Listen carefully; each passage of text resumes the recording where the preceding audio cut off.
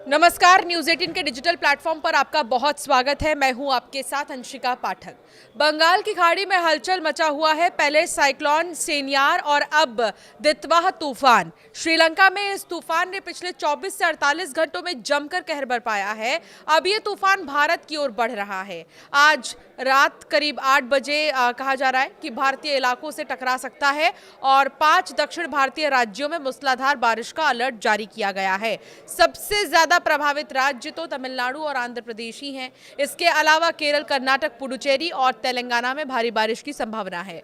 मौसम विभाग ने भारी बारिश की संभावना को देखते हुए रेड और ऑरेंज अलर्ट जारी किया है। उत्तर भारत में सर्दी ने अपना असर दिखाना शुरू कर दिया है। कई राज्यों में न्यूनतम तापमान 10 डिग्री से नीचे पहुंच चुका है। मौसम विभाग के ताजा रिपोर्ट के अनुसार उत्तर पश्चिम भारत में अभी 2 से 4 डिग्री सेल्सियस पारा गिरने की संभावना है। हालांकि शीतलहर का सामना कर रहे मध्य भारत यानी मध्य प्रदेश, पूर्वी राजस्थान, पश्चिम महाराष्ट्र और छत्तीसगढ़ के कुछ हिस्सों में पारा चढ़ने की संभावना भी है। साइक्लोनिक स्टॉर्म दितवाह 7 किलोमीटर प्रति घंटे की रफ्तार से उत्तर की ओर बढ़ रहा है। अभी ये पुडुचेरी से 330 किलोमीटर दक्षिण पूर्व और चेन्नई से 430 किलोमीटर दक्षिण में, श्रीलंका के तटीय इलाके और उससे सटे दक्षिण पश्चिम बंगाल की खाड़ी के ऊपर केंद्रित है। इसके उत्तर उत्तर पश्चिम की ओर बढ़ने और 30 नवंबर की सुबह तक उत्तरी तमिलनाडु, पुडुचेरी और उससे सटे दक्षिण आंध्र प्रदेश के तटों के पास बंगाल की खाड़ी के दक्षिण पश्चिम हिस्से तक पहुंचने की बहुत संभावना है। चक्रवाती तूफान दितवाह बीते दिनों श्रीलंका में जमकर कहर बरपाया। बाढ़ और लैंडस्लाइड में 69 लोगों के मारे जाने की खबर है। दर्जनों लोग अभी भी लापता हैं। भारत सरकार ने ऑपरेशन सागर बंधु के तहत पड़ोसी देश को तत्काल मदद भेजा। चक्रवाती तूफान दितवाह ने भारत का रुख किया है। शनिवार दोपहर तक ये साइक्लोन भारतीय इलाके में प्रवेश कर सकता है। मौसम विभाग ने ये जानकारी दी है कि तूफान सीधे तौर पर भारतीय तटों से नहीं टकराएगा, लेकिन दक्षिण भारतीय राज्यों पर व्यापक प्रभाव छोड़ते हुए आगे बढ़ेगा। ये तूफान आज यानी कि शनिवार दोपहर तक तमिलनाडु तट के पास प्रवेश करेगा। हालांकि उत्तरी दिशा में आगे बढ़ते समय ये तूफान काफी कमजोर पड़ जाएगा। इसके बावजूद ये तूफान का तमिलनाडु और केरल, आंध्र प्रदेश, कर्नाटक, पुडुचेरी में मूसलाधार बारिश हो सकती है। मौसम विभाग ने तमिलनाडु में रेड अलर्ट और कर्नाटक, केरल, आंध्र प्रदेश, तेलंगाना में ऑरेंज अलर्ट जारी किया है। मौसम विभाग ने अगले कुछ दिनों के लिए देश भर में न्यूनतम तापमान को लेकर ताजा पूर्वानुमान जारी किया। उत्तर पश्चिम भारत में अगले 48 घंटों तक तापमान में कोई बड़ा बदलाव नहीं होगा, लेकिन उसके बाद धीरे धीरे 2 से 4 डिग्री सेल्सियस तक गिरावट दर्ज की जा सकती है। मध्य भारत में अगले 48 घंटों तक तापमान में कोई खास बदलाव नहीं दिखेगा, पर उसके बाद 2 से 3 डिग्री तक बढ़ोतरी होने की संभावना है। पूर्वी भारत में अगले 4 दिनों तक तापमान स्थिर रहेगा, लेकिन उसके बाद 2 से 3 डिग्री तक गिरावट आएगी।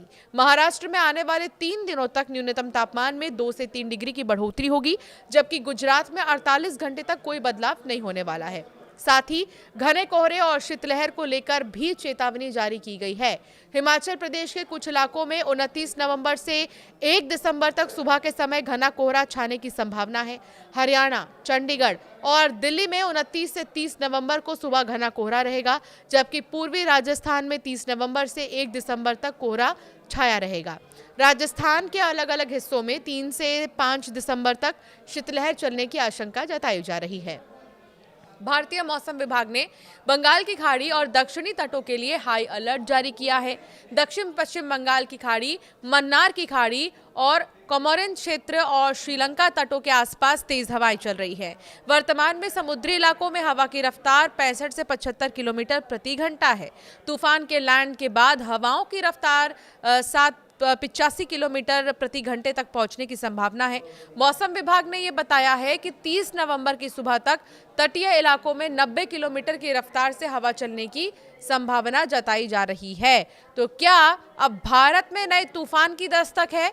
ये सवाल बरकरार है। हालांकि असर इसका दिखाई देगा दक्षिण राज्यों में ही। सबसे ज्यादा तमिलनाडु, आंध्र प्रदेश, तेलंगाना, केरल, कर्नाटक, ये वो दक्षिण के राज्य हैं जहां पर बहुत ज्यादा असर देखने को मिल सकता है साइक्लोन सेनियार के बाद अब दितवाह तूफान का। श्रीलंका में इस तूफान ने पिछले 24 से 48 घंटों में जमकर कहर बरपाया है और जैसे जैसे ये आगे बढ़ेगा दक्षिण के इलाकों में इसका असर बहुत ज़्यादा देखने को मिलेगा। यहाँ पर बहुत ज़्यादा बारिश होने वाली है, इसलिए अभी से जो भी आपके ज़रूरी काम है उसे निपटा लें, क्योंकि दोपहर के बाद से इसका असर धीरे धीरे दिखाई देना शुरू हो जाएगा। फिलहाल ये कहा नहीं जा सकता कि कितने दिन तक इसका असर दिखाई देने वाला है, लेकिन भारी बारिश होने वाली है। आपकी राय क्या है इस पर हमें ज़रूर कमेंट कर बताएं।